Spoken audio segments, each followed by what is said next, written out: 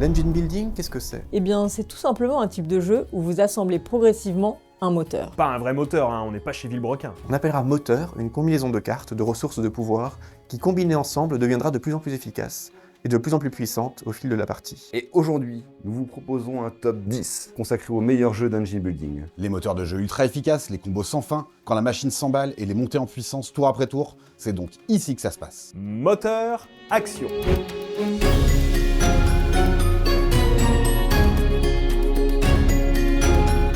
La construction de moteurs est ma mécanique préférée, avec le deck building qui joue évidemment sur des sensations au moins similaires. J'aime cette idée de ne commencer avec rien, plus ou moins le même rien que les autres, pour tenter de développer un système cohérent et dévastateur, où l'intrication des différents éléments déclenche des effets d'une puissance inattendue. Système qui n'aura absolument rien de commun avec le moteur des autres. Earth est assez emblématique de cette montée en puissance, puisque l'on y forme une île initialement déserte, si on accepte des conditions climatiques et géologiques asymétriques, sur lesquelles on opère déjà un choix dès la mise en place. Au cours de la partie, on placera sur notre grille jusqu'à 16 cartes de terrain ou flore, et la plupart de ces cartes seront plus ou moins fortes selon les cartes qui leur sont adjacentes. En outre, la plupart ont un effet vert, rouge, bleu ou jaune. Or, à votre tour, vous choisissez d'accomplir l'action principale verte, rouge, bleu ou jaune, ce qui déclenche également tous les effets de cette couleur que vous avez dans votre île. L'une des tensions du jeu consistera ainsi à trouver un équilibre entre spécialisation et généralisation. Oui, c'est grisant quand utiliser l'action verte qui permet de piocher des cartes et d'en jouer déclenche 10 autres effets.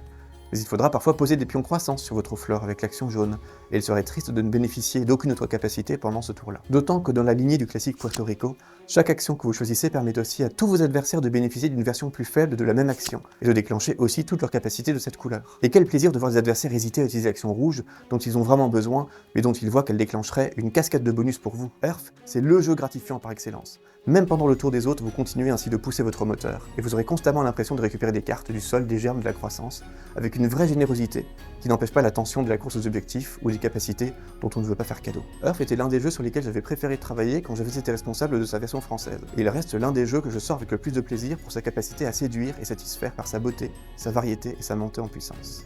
Laissez-moi vous inviter dans l'univers passionnant de l'or mythologique. Wingspan, vous en avez forcément entendu parler. Il est l'un des rares jeux de société plutôt initiés à avoir conquis le cœur du grand public. Même si vous ne suivez pas l'actualité jeu avec assiduité, vous avez forcément déjà croisé cette magnifique boîte dans les rayons d'un magasin, sur un post Instagram ou ailleurs. Dans Wingspan, chaque joueur prend le rôle d'un ornithologue chargé de créer et développer une réserve naturelle. L'objectif, attirer vers vous un maximum d'oiseaux car chacun d'eux apporte des effets uniques et précieux pour votre moteur de jeu. Car oui, la construction d'un moteur, c'est le cœur de la mécanique de Wingspan, et c'est justement ce qui le rend si captivant. À votre tour, choisissez l'une des actions imprimées sur votre plateau.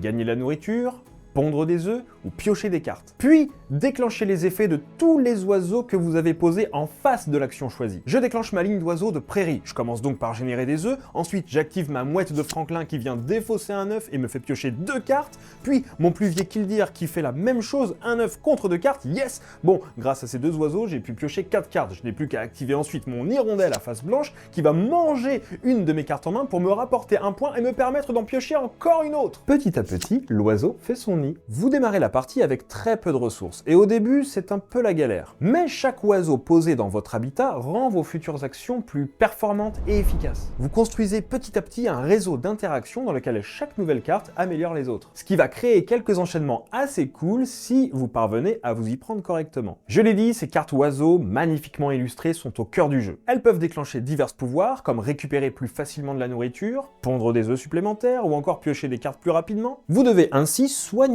sélectionner vos oiseaux car chacun va venir renforcer votre moteur à sa façon. Le plaisir de Wingspan est précisément là. Tester différentes stratégies, comboter habilement et voir votre moteur devenir de plus en plus fluide et puissant au fil des tours. Ce jeu a aussi l'avantage de ne pas être très complexe à prendre en main. Après seulement quelques tours, vous sentirez déjà la satisfaction de voir votre réserve naturelle se développer sous vos yeux avec des interactions qui deviennent de plus en plus efficaces. Et que dire de son thème très original à sa sortie, c'est presque lui qui a lancé la mode des jeux aux thématiques nature qui envahissent aujourd'hui le line-up des éditeurs. Avec Wingspan, vous allez vivre l'expérience typique d'un excellent engine building, un démarrage modeste, une montée en puissance gratifiante, une variété incroyable de combinaisons à explorer, et le tout accompagné du doux chant des oiseaux.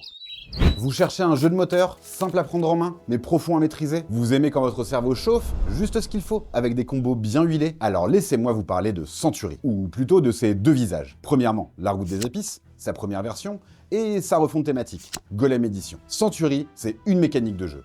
2 univers, mais un même plaisir ultra addictif. Dans la route des épices, vous incarnez de riches marchands de l'Orient à la recherche de nouvelles épices. Vous les récoltez, les transformez, optimisez vos actions et achetez de nouvelles cartes pour scorer toujours plus. C'est sobre, élégant, épuré. Dans Golem Edition, on garde les mêmes règles, mais on remplace ici les épices par des gemmes magiques et des golems scintillants. Et des illustrations qui vous en mettent plein les yeux. Bref, le même jeu, mais avec une surcouche fantastique qui parlera peut-être plus à certains d'entre vous. Maintenant, parlons gameplay. À votre tour, vous avez 3 choix. Jouer une carte de votre main pour produire ou transformer des ressources, acheter une nouvelle carte pour améliorer votre moteur, ou alors une carte de scoring, ou alors reprendre votre main quand toutes vos cartes sont déjà utilisées. Au fil de la partie, vous construisez votre propre moteur dans votre main. Vous produisez, transformez, et vous enchaînez les combos pour obtenir les bonnes ressources au bon moment. Comprenez par là, avant les autres. Mais attention, vous avez 10 emplacements de ressources dans votre caravane, et pas un de plus. Si vous produisez trop, ou si vous gérez mal vos échanges, vous devrez jeter des ressources pourtant bien précieuses. Ici, chaque choix compte. Il faut optimiser vos actions et votre stockage. Votre but, réussir à acheter ces fameuses cartes points.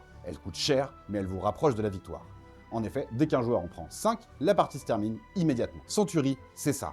Un tour, une action. Mais derrière cette simplicité, il y a un jeu stratégique, tendu et hyper satisfaisant. C'est fluide, rapide, mais vraiment malin. Un excellent jeu d'introduction à la gestion et à l'optimisation, sans jamais être punitif. Ce qui rend Century si incontournable, c'est que tout le monde peut y jouer. Les néophytes comme les joueurs aguerris. Ici, tout le monde s'amuse. Alors, vous êtes plutôt piment et caravane, cristaux et golem, peu importe votre camp. Century reste un classique du jeu moderne que vous devez absolument découvrir si ce n'est pas déjà fait. Sur le même principe que Machikoro, Isaias Valero a conçu Valeria le Royaume avec l'éditeur Daily Magic Games.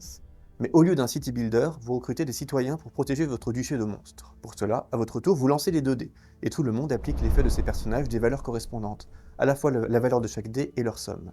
Par exemple, si vous obtenez un 3 et un 4, tout le monde activera ses personnages de valeur 3, 4 et 7, pour récolter des ressources en or, en force ou en magie, une ressource au joker. Puis la personne qui a lancé les dés effectue 2 actions. Elle pourra notamment recruter un nouveau citoyen, soit un citoyen qu'elle a déjà pour déclencher son effet plusieurs fois quand le dé tombe sur la bonne face, soit un nouveau citoyen pour avoir la certitude d'activer des effets quelle que soit la valeur qui tombe. Et évidemment, les valeurs les plus rares sont aussi les plus intéressantes. Ces citoyens sont aussi une formidable occasion de renouvellement du jeu, puisqu'à la mise en place, vous aurez le choix entre plusieurs cartes de valeur 3 par exemple, pour décider du lot qui sera utilisé pendant cette partie. Vous pourrez également terrasser un monstre au sommet de l'une des piles de monstres, pour gagner des ressources et des points de victoire, surtout si vous atteignez les boss.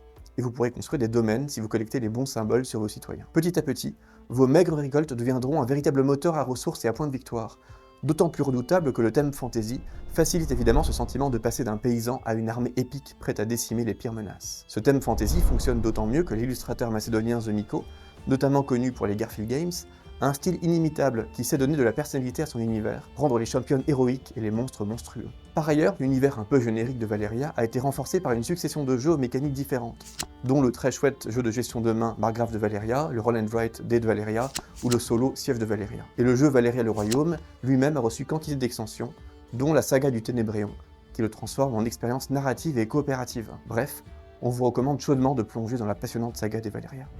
Difficile de parler dungeon building sans citer Terraforming Mars.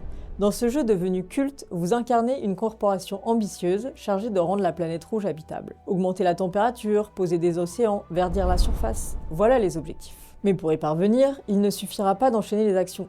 Il faudra construire un moteur de production à la fois robuste, efficace et adaptable. Un moteur capable de générer les ressources nécessaires au fil des générations. Le cœur du jeu, ce sont les cartes projets. Il en existe plus de 200. Chacune avec ses effets uniques. Gains de production, actions activables, bonus immédiats, et surtout des icônes qui permettent de déclencher des combos redoutables. Les cartes bleues, par exemple, incluent des actions variées. Certaines permettent de marquer des points de victoire à chaque génération, comme les cartes liées aux animaux ou la carte flotte de sûreté. D'autres, comme celle qui augmente la production de chaleur, vous permettra de faire progresser la piste de la température. Tandis que d'autres encore permettent de dépenser des ressources pour gagner des méca-crédits, ajoutant une dimension stratégique à votre gestion des ressources. Plus vous jouez de cartes, plus votre moteur se complexifie et s'optimise. L'expérience de jeu est profondément gratifiante. Au début, chaque tour semble difficile. Vous peinez à poser 2 cartes. Votre moteur est encore balbutiant. Puis, après quelques générations, vos productions ont considérablement augmenté et vous atteignez un point où chaque nouvelle carte ou ressource génère une cascade d'effets, accélérant ainsi la terraformation de Mars à un rythme impressionnant. Ce sentiment de montée en puissance, où chaque choix vous rapproche de l'objectif de terraformation,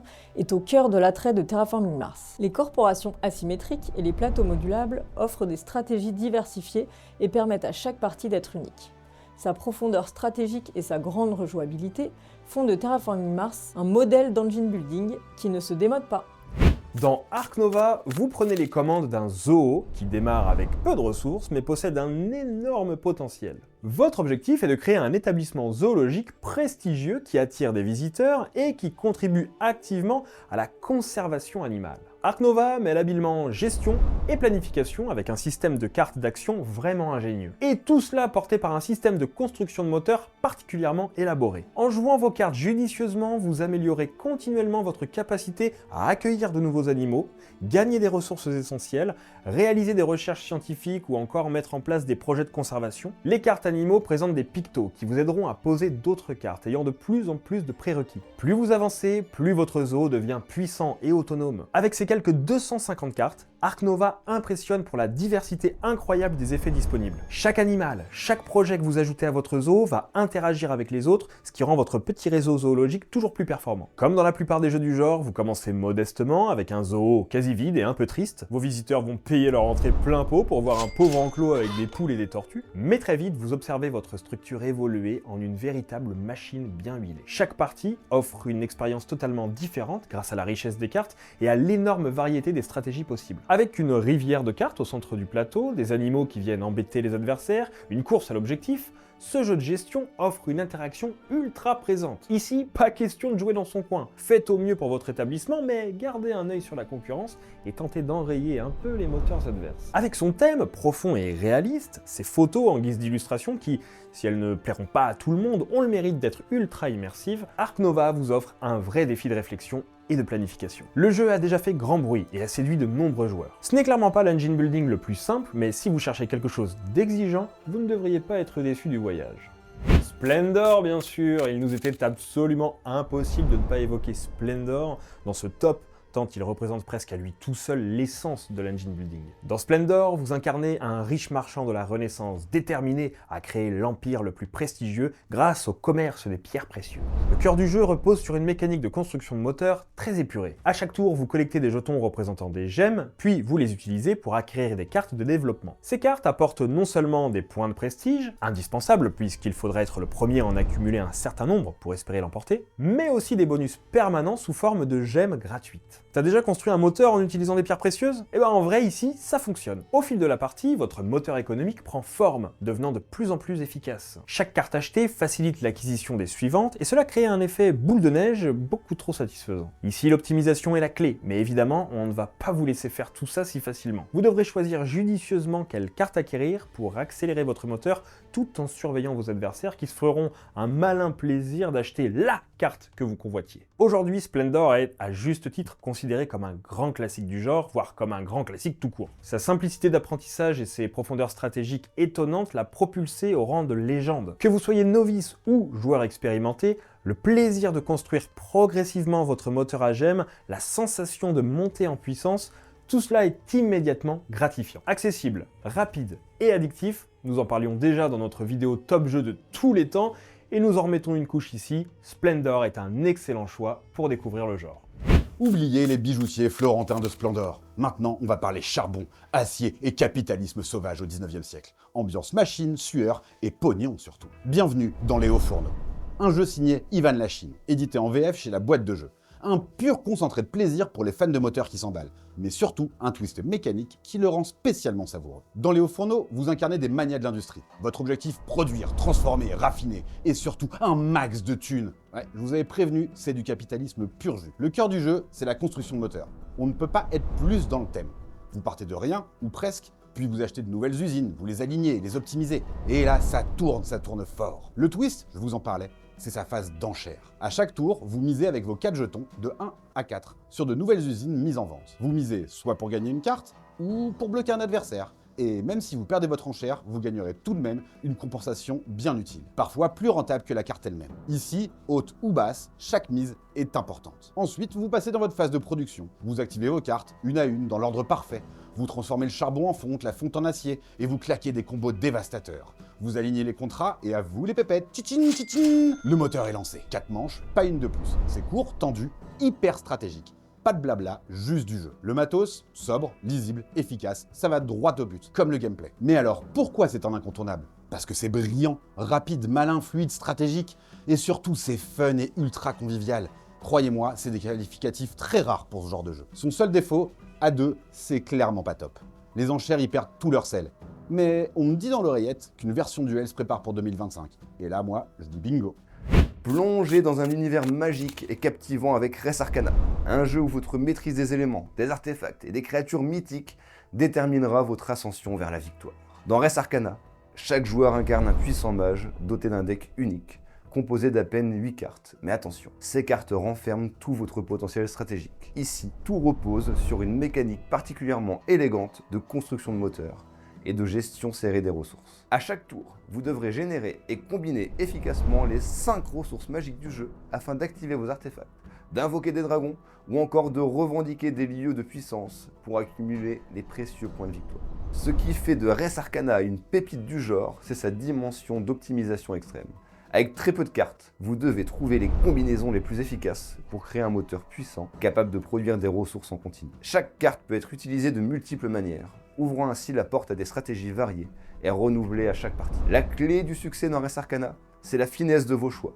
Faut-il investir tôt dans un lieu de puissance pour sécuriser des points, ou privilégier l'amélioration de votre moteur pour exploser votre production? Chaque décision a un poids énorme et le timing est crucial. Court, intense et magnifiquement illustré, Res Arcana offre une expérience de jeu où chaque action est décisive, où chaque ressource compte, et où votre génie stratégique peut se déployer pleinement. Si vous êtes amateur d'engine building exigeant, profond et incroyablement satisfaisant, Res Arcana mérite une place de choix dans votre ludothèque.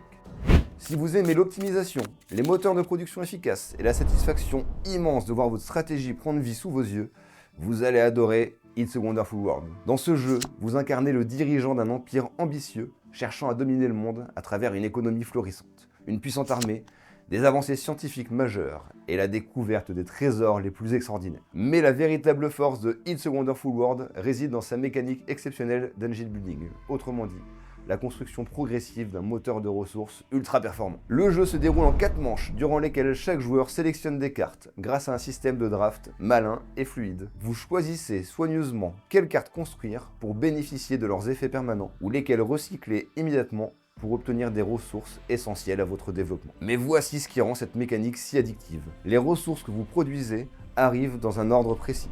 D'abord les matériaux, puis l'énergie, la science, l'or, et enfin l'exploration. Cet ordre crée une dynamique incroyable. Chaque carte construite au bon moment peut déclencher une cascade de production qui accélère votre moteur de façon exponentielle. La clé du jeu, c'est donc l'anticipation et l'optimisation parfaite de vos ressources et de vos combos. Chaque décision compte, car à chaque manche, votre moteur s'améliore et devient de plus en plus puissant. Le plaisir ultime, voir votre tableau se remplir de cartes aux synergies parfaitement huilées, récompensant votre stratégie avec une production massive. Accessible, stratégique et incroyablement satisfaisant, It's a Wonderful World est un must-have absolu pour tous ceux qui aiment bâtir patiemment leur victoire à coups de combos et de ressources bien planifiées.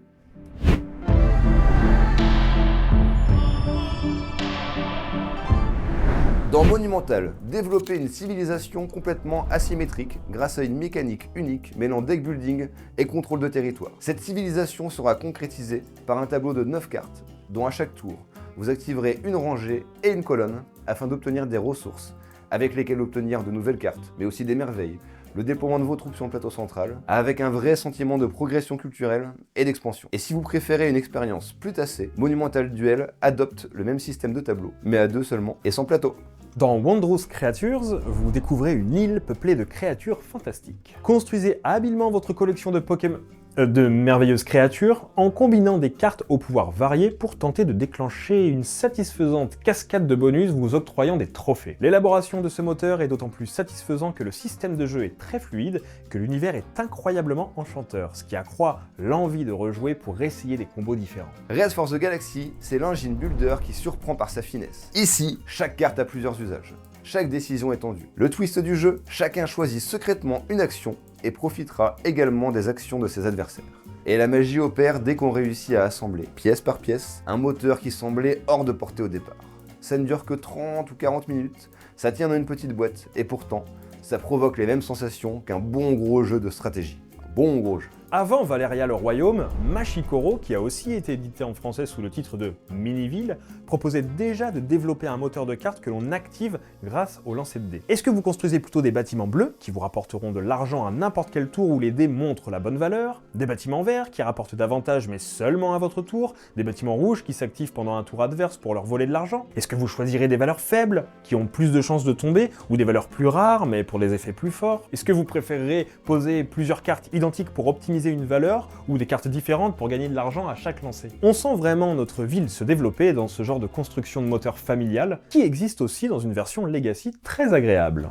Dans Everdell, plongez dans un univers féerique où vous incarnez des animaux forestiers construisant une ville prospère au pied d'un grand arbre majestueux. Combinez intelligemment vos cartes pour déclencher des chaînes de production efficaces en associant le placement d'ouvriers à un tableau building aussi malin qu'adorable. Avec Maracaibo, partez à l'aventure dans les Caraïbes du XVIIe siècle. Navire corsaire faisant le tour du Golfe, améliorez votre navire, commercez, explorez et essayez de combattre pour la puissance dont vous espérez qu'elle sera la plus influente à la fin de la partie. Profitez d'un système original d'engine building et d'un mode campagne narratif pour une rejouabilité exceptionnelle dans l'un des chefs-d'œuvre de l'auteur de Great Western Trail, Alexander Pfister.